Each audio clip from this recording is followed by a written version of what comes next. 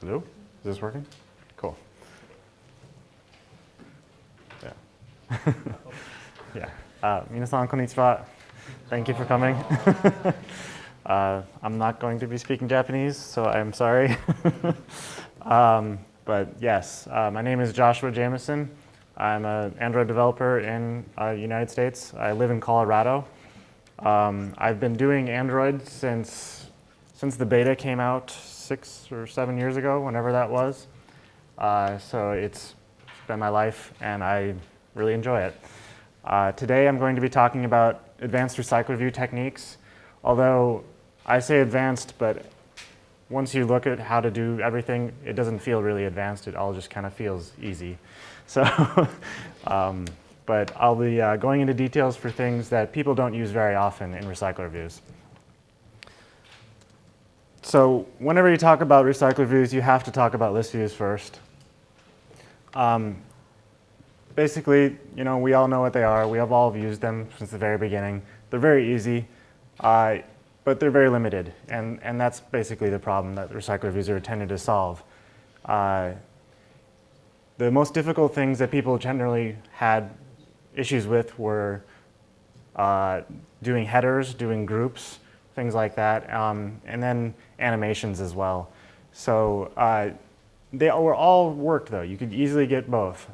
Usually people use support or helper libraries to get headers, and it would often involve either faking data or it would involve some really complex view manipulation, which is a little bit too much for a typical Android app.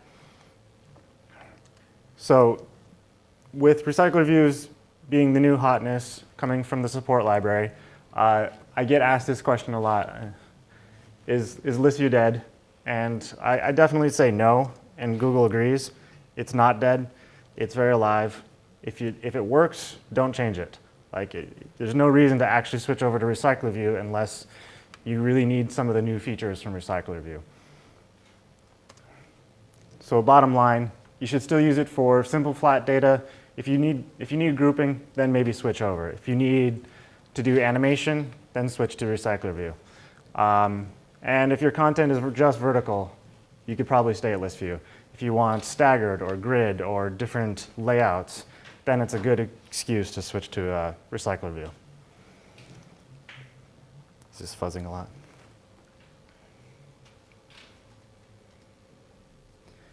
So when we could talk about advanced techniques, one of the biggest topics for me is item decorations.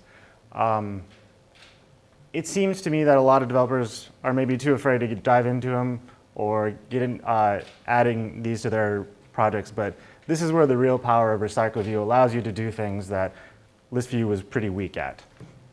Item decorations allow you to take a simple list here. This is fake, dumb data, but every list item has its own background color. It's just a simple plain list. But you can easily add dividers, which Listview supported, and it was pretty easy before. So those are simple. You can do different overlays on top of your content, drawing right on the cell where it's not actually part of your list item, but it's just information that the list can decorate onto your list items. And you can do grouping.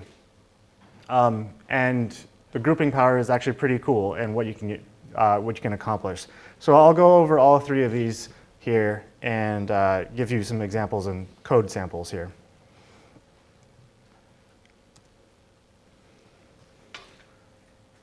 First thing, though, I'm going to talk about the item decoration interface. So it's actually an abstract class, but there's only 3 methods you really need to be concerned with. The first one is called getItemOffsets.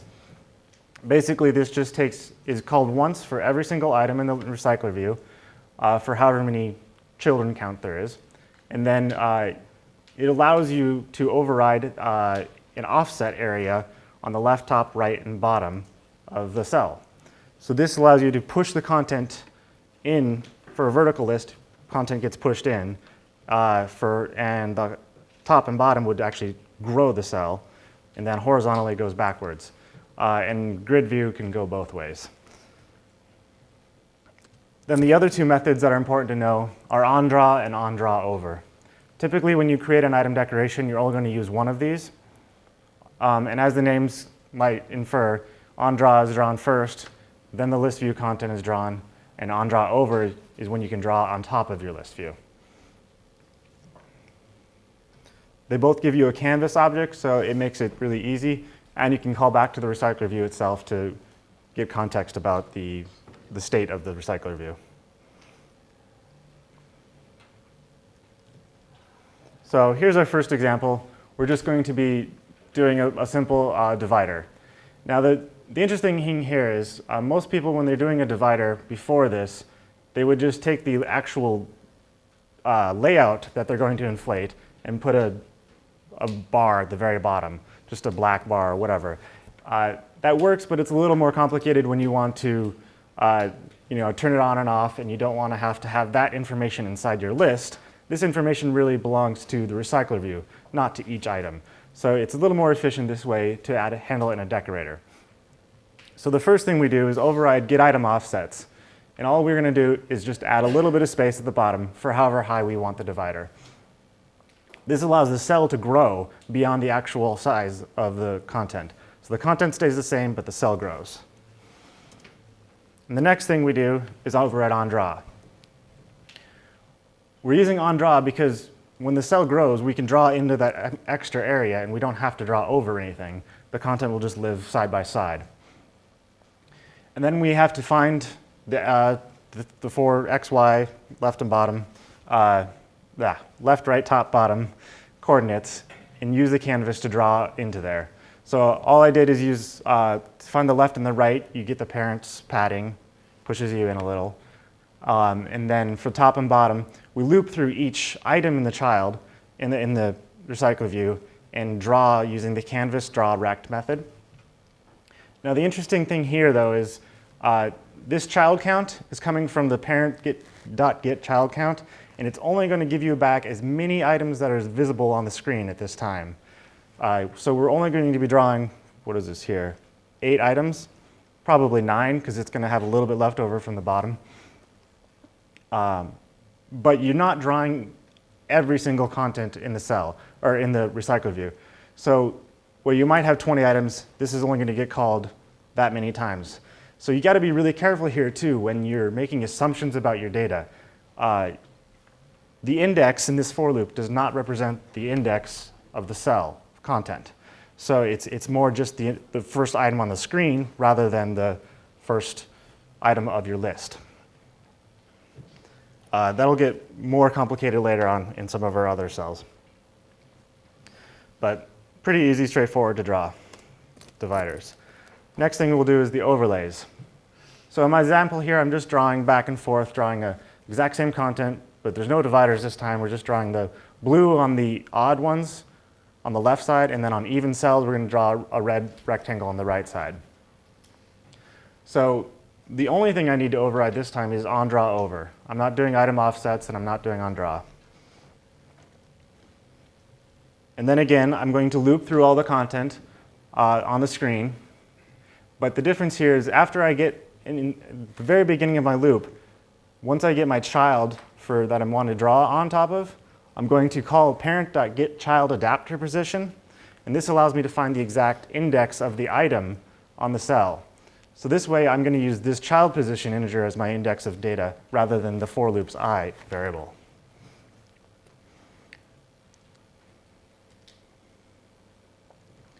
And after that, all I have to do is mod on the index, and I can tell whether it's even or odd, and then I do the drawing again. But this time, I draw on the left side for left ones, right side for the right ones, finding the correct coordinates. So the coordinate stuff is kind of the easy part, I consider it. The other stuff is more like just making sure we're set up in the right place. So like, for example, the first time I did this, and I didn't actually get the correct position, everything looked correct at first when you first render the screen. But if I'm not using child position in the list, I'm using just I, when you start scrolling, everything will change. Everything starts blinking back and forth. It's because your even odd count would change because it's only using the current screen rendering and not the actual content.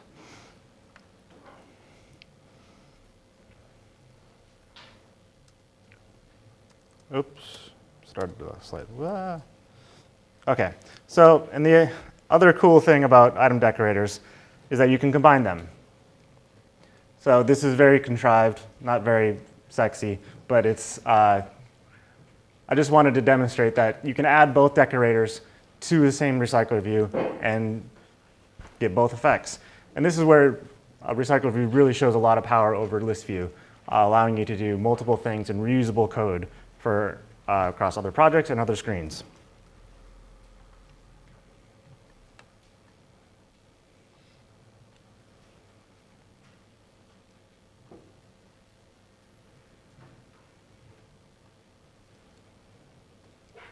And now I'll get into the last decorator that I was showing. I call this a complex decorator, but really it's just taking everything that we talked about with the previous ones and combining it all together. So to accomplish this kind of a layout from this exact same content, again, this is always the exact same data, exact same recycler view.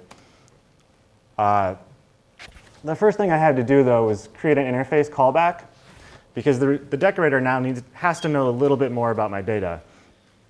I wanted to draw a letter representing the group of each data cell, so it needs to know what letter it's going to draw. So we have to have a callback so that the decorator can figure that out, based on the position of the cell that it's trying to draw for.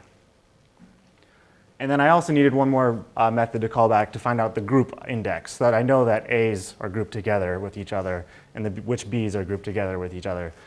Because I still don't want my decorator to actually know about my data. It's just going to be able to call back, so it's a little more reusable.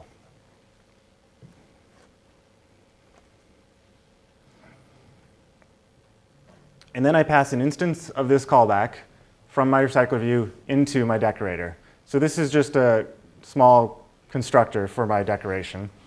We always pass in the context because it needs to find colors and dimensions, but and then we pass in an implementation of a callback.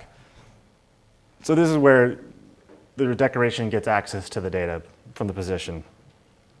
And in my example, all I'm doing is taking the first character of this title data and giving it an uppercase so that they get grouped together.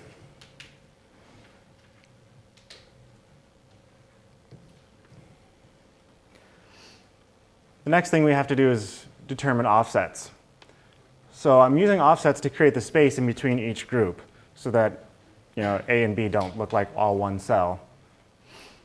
Pretty similar to before for a divider line, but now I need to know when to draw it and when to add the space and when not to add the space. In my logic, I've decided that I'm going to check my current cell and the cell above me, and if the group index is different, then I add space. Pretty easy. But had to use the callback to figure that out.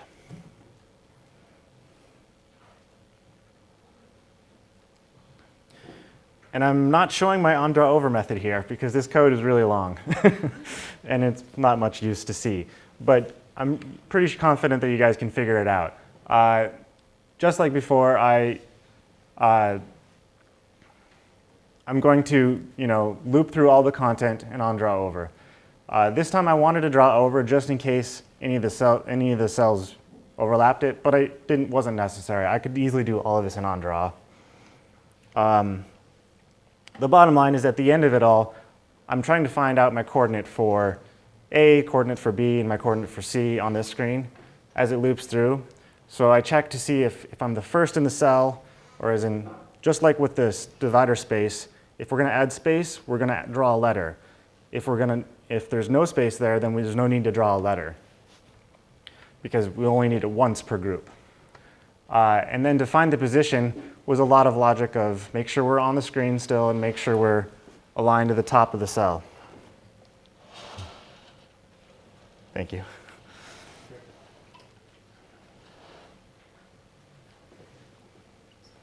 So this allowed it so that when I rotate, or when I scroll the cell, scroll the list view, or scroll the recycler view, excuse me, I can make sure that the content stays on until it needs to go off the screen when it's pushed off by the next cell.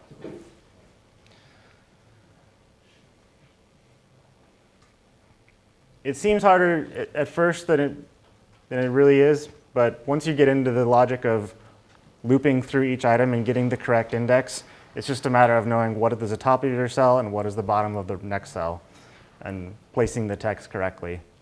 So there's a lot of different things you can do here. In my projects, we've used this to show like date timestamps on the side of the screen for tablets so that everything could fit in there. But it's easily used for headers as well.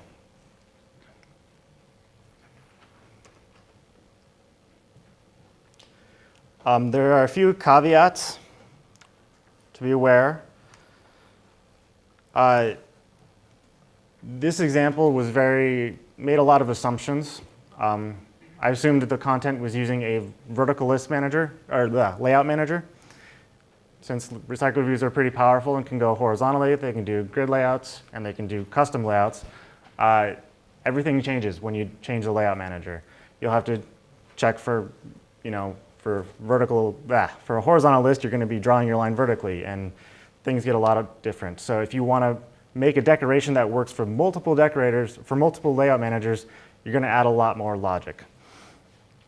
A lot of people like to just make a decoration that says, I support vertical only, and they throw an error if you try and set a different layout manager.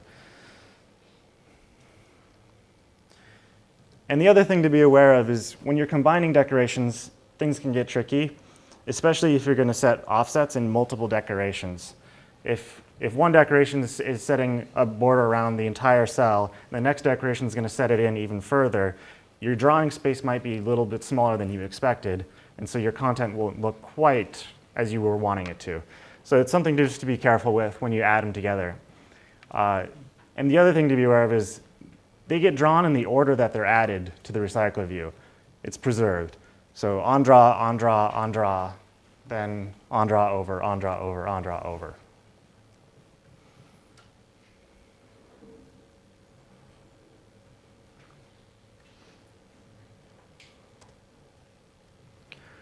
The last thing I'm going to talk about briefly is item animators.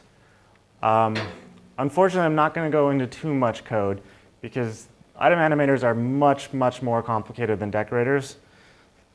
But I can briefly cover some of the basics about them. So like I said, they're much more complicated. It's very time-consuming to write them. But the good thing is there's a default item animator that Google's provided, and you're already using it. Every RecyclerView has default item animator applied by default. And it is the standard material-based animation scheme. So we're following material design just by using RecyclerView. This will include adding things, removing things, changing the content of the cell. All of that looks pretty good already. But if you really want to make your own, you can. You're going to have to read a lot of source code. It's not fun. But like I said, I spelled that right. Okay. The default item animator exists, and you can read its source code and get an idea for what you want to do. But I would not recommend using it. It extends a simple item animator, and that's probably the best starting place. And then after that, you can go down all the way to the base abstract class of item animator. But that does, the simple item animator is convenient because it'll add a few more abstract methods for handling exact changes of move, remove, change, and something else. It's in the next slide. Here we are. So when you're going to do, you extend simple item animator, you'll be required to extend these, implement these 4 methods. And there's 4 other methods from the regular animator you'll still have to implement. But in these methods, you can do the add, remove, move, and change. That's right. So add is when you're adding a cell. But one item gets added, and so you're going to animate that. But every other item on the screen is going to be moved to make space. And then same with remove. When it goes away, every other item moves back to make space. And change is for when the content changes in the cell and nothing has to move around at all. Now, typically, you'd think just do your animations, your standard view animator, .2x from to this position to that position, or 2y. But don't, because Atom Animator has a method for collecting all, or a method for doing all animations at the same time, so that everything looks nice together in one solid, smooth animation. So typically what you do in these is add all of your animations, like a metadata kind of information of I want to animate this from here to here, and collect that in a list. And then you override the run pending animations method, and dump out all the animations in your list, and make sure that all the animations happen simultaneously.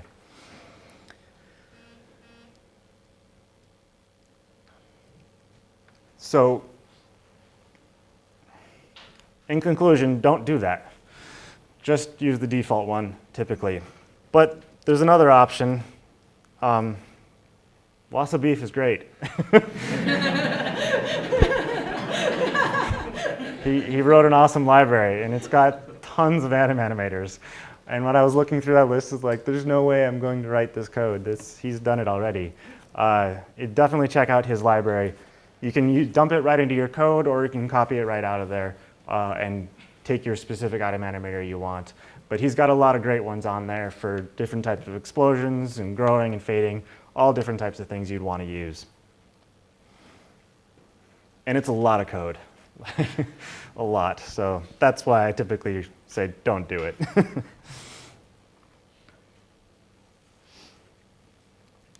And that's it. Thank you for coming, everyone.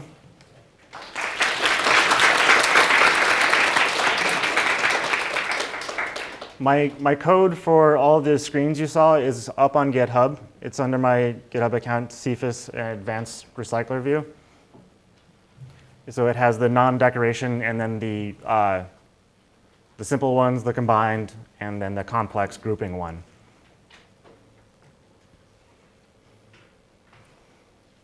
Okay, thank you for my talk. We still have almost 10 minutes, so do you have any questions? Yes? I want to use a fast scroll for RecyclerView. It is in Listviews. And there are some libraries in GitHub. And if you some recommendations for fast scroll on RecyclerView. Fast scroller? Yeah, with the letter that pops up? Yeah, that's, I had that problem too. The list view obviously has a really good tool for using it automatically, and RecyclerView doesn't, mostly because of the layout manager issues, because they can change directions. And there is a good third-party library I saw for Fast Scroller RecyclerView, I think is what it was called. And it works for vertical ones only, but it worked well for our cases.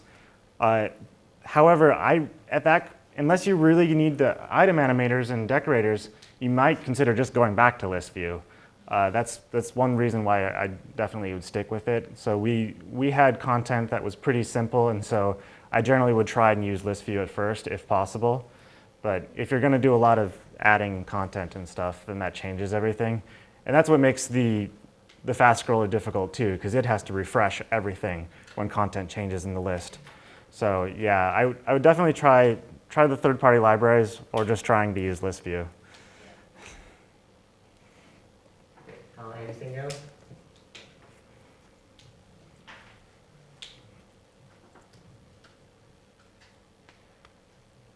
Okay, so again, thanks for No problem.